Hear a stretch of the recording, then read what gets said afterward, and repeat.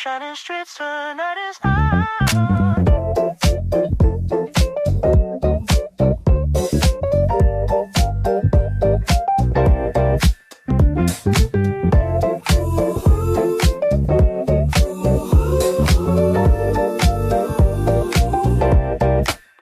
晨，而家係凌晨5點，即將會出發去慶祝我嘅生日。係 destination 係 unknown，希望係去一啲我想去嘅地方。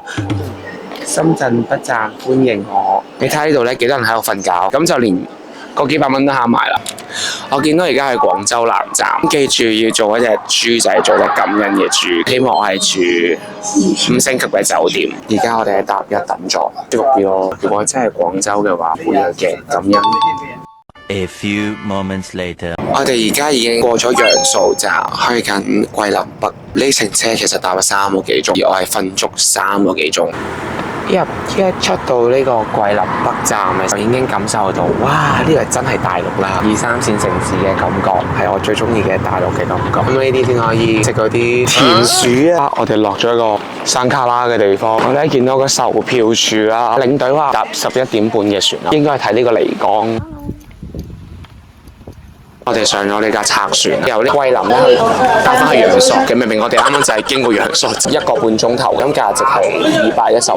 我而家好似係呢個鐵達尼號啊，同咗班uncle auntie 一齊，隔離啲人咧係咬緊布林。聽日我哋係買呢個 VIP， 所以咧本身我哋係有 VIP 嘅 launch。我哋一架船咧係要搭成4個鐘，佢哋啲船員咧就好 hard sell 呢幾條魚，係咧嗰個餐牌上面嘅樣，啲魚嘅樣唔係好新鮮。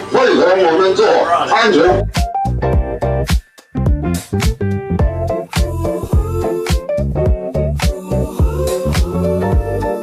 見到我呢個樣就知我喺張床上面。我已經 check in 咗呢間酒店，係非常之靚。佢係一個度假式嘅酒店，好似 White Lotus 咁，佢係依山而起嘅。佢係一個舊嘅糖廠改建。當我而家咁易做個 room tour，一嚟望到咧，已經見到一個山景啦，有塊鏡啦，有電視啦，有張床啦，同埋有呢個真係好好嘅景。嗱，出面落緊雨，即係行出去其實就係咁嘅景嚟㗎。咁呢個 mini bar 入邊好靚嘅啲茶壺啦，有茶包啦，咁咧有個雪櫃嘅。咁佢話除咗好似啤酒係收費之外咧，其他啲 soft drink 嘅都係送俾你嘅。啊，要試下呢個望山梅。Hello， 係兔仔啊！我今晚煮咗佢哋食。怎麼可以吃兔兔？而家我哋行緊去食下午茶，呢度就係食下午茶嘅地方。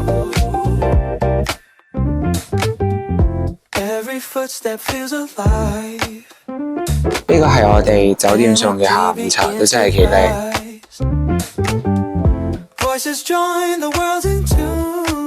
打啲嘅時候，司機就力推流隻啤酒魚啦，但係入到嚟之後坐低就睇小紅書，仲係地雷網約車司機嘅所有推介，因為佢哋有得抽水，我哋仲俾5星好評同埋5蚊嘅貼士俾嗰個司機。如果真係難食，我會再投訴佢。佢哋咧一斤斤咁計啦，咁所以你唔會知會俾人呃稱啦，或者海鮮價。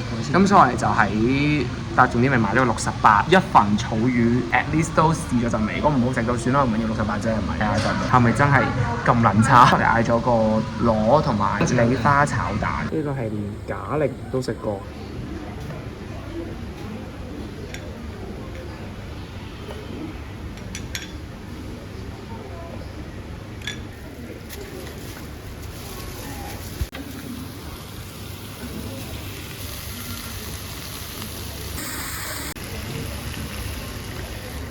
啤酒啊！最後嗰下，啱啱就直擊流者點樣直接用手炒個啤酒魚啦。最後咧，佢落嗰陣啤酒幾香嘅。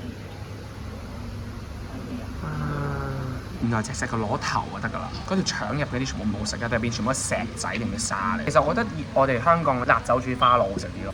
要試呢個流者手煮嘅啤酒魚。魚係幾滑嘅，但係食唔出啤酒味，好似一個番茄煮魚咁樣。食飽而家行緊去西界，到咗啦，呢個就係西界，然之後我哋就開始鳩行，好撚奇怪啲。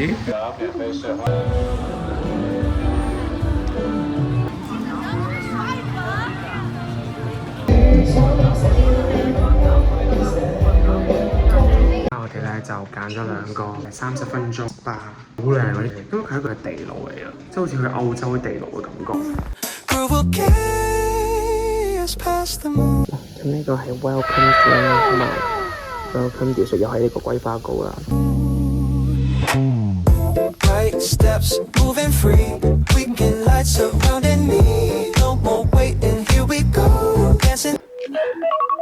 朝頭早7點57分，我哋而家 book 咗上45分鐘嘅瑜伽堂。喺泳池嘅側邊咧就有個健身房，咁落去咧就係我哋做瑜伽嘅地方。呢就瑜伽室。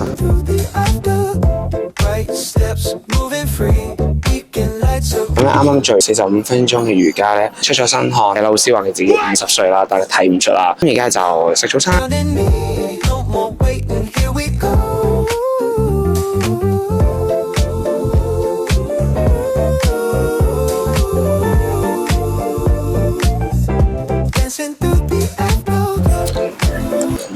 咁其實我想試下個蛋餅，都煎得幾靚。即係有辣椒咁嚟嘅，度嘅點心就真係好麻麻地，係一個糯米嘅燒賣啦。蝦餃啦，個蝦係勁細粒，呢個係酒店級嘅桂林米線。個米線同我哋食嗰啲米線嘅質地真係唔同，唔似柳州螺絲粉咁臭啦，亦都冇酸辣米粉嗰種酸辣啦。啱啱個早餐其實整體嚟講係唔錯，但係咪話哇好好食啊？我就老實咁講，咁又唔係咯。而家嚟到如意風索道，歡迎光臨，歡迎光臨。啱啱我哋見到嘅一句説話叫永遠跟黨走，呢個係死神來了嘅聲，似明310嗰個感覺咯。海洋公園更加要，不過咧就冇冷氣啦，咁啊所以有啲焗嘅，所以係完全靠自然風嘅。我哋平時睇東涌同埋海洋公園係兩個景嚟嘅。條橋咧其實係好穩陣。哇，好靚啊！咁咧，桂林山水甲天下，陽朔山水甲桂林，好似宮崎駿嘅感覺啊！而家咧，佢哋派咗對嗰啲 shoe cover 俾我哋行玻璃索道。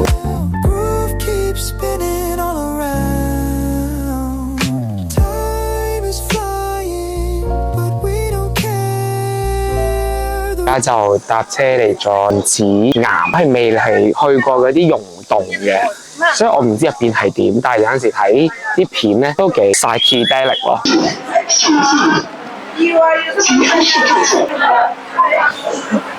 招財進寶，每一個人入嚟之前都會有一個自介 tour， 係咧10萬個人帶。哦，咁樣都 OK，當一個 speaker。它於1996年開發。唔知大家見唔見到呢隻嘢叫做孔雀迎賓，呢個叫做佛祖論經。呢啲係一條一條就係班信佛嘅人喺度講緊經話。即係如果我即刻不讀嘅你就應該會。實在太 sweet 啦！翻到酒店之後發生咩事？係生日快樂啊！送咗支紅酒俾我，打開個雪櫃啦，係有蛋糕㗎。重點我係將琴日備飲收起，一個重新 review 一次咯。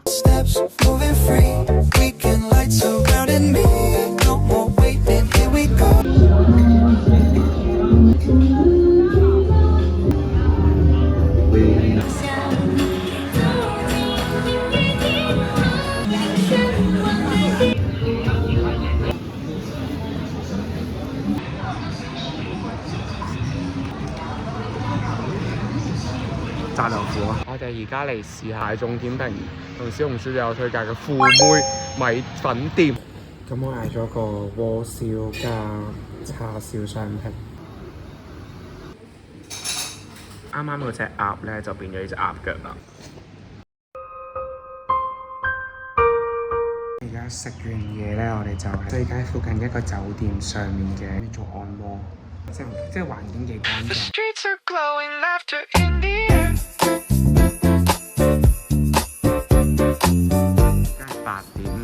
瞓行緊，再太極啦，同埋一陣10點鐘咧，攝影師咧係幫我哋影相，即係送每一個客戶係留喺度嘅回憶。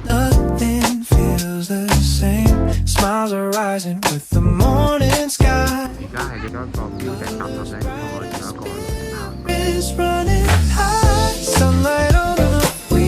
我哋就嚟到今個旅程我哋最期待就係坐竹筏啦。其實有好多唔同路線，咁我哋揀咗個人稱最刺激嘅竹筏。呢個票係非常之難買，因為前兩日咧係因為水漲船高，所以冇得坐啦。咁而佢點樣賣嘅咧？就係前一晚嘅8點係用佢嘅小程式買嘅，而講緊係2分鐘之內已經係搶晒所有票㗎啦。希望一陣係唔會沉船咯。你睇下有幾多人喺度排緊隊。交好警票，現在降到190。出發！救生衣好撚柒柒，暫時係都安全嘅。前面有個激流要跌落去。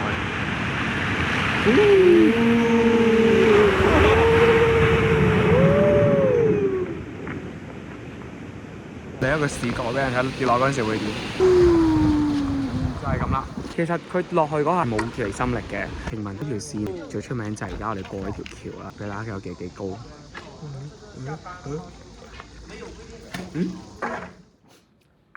最後一晚喺度咧就嗌咗外賣，嗌咗隻雞。呢個打開都幾正啊！有冇有菜？pizza 啦，之後有個南美飯。咁今日就係桂林嘅最後一日，朝早起身咧，我哋又去瑜伽堂。係咪好早瞓啊？因為之後再起身都唔會有負擔。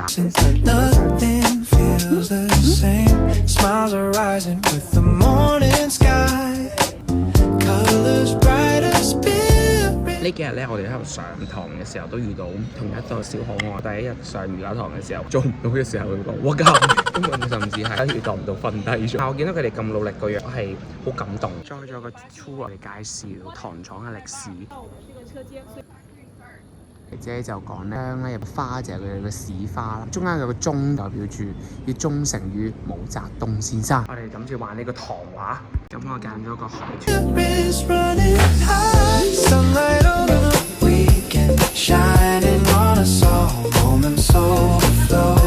都幾abstract 咯。呢個好似一條魚，但係唔似海豚咯。但係我好滿意我嘅作品。